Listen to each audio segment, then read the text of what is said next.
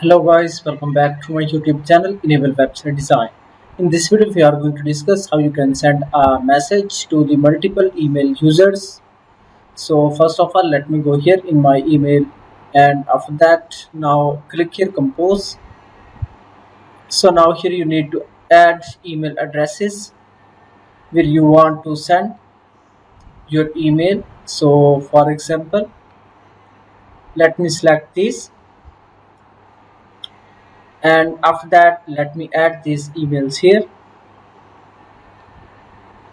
After that you can add some subject, for example, get a professional online store website for your business,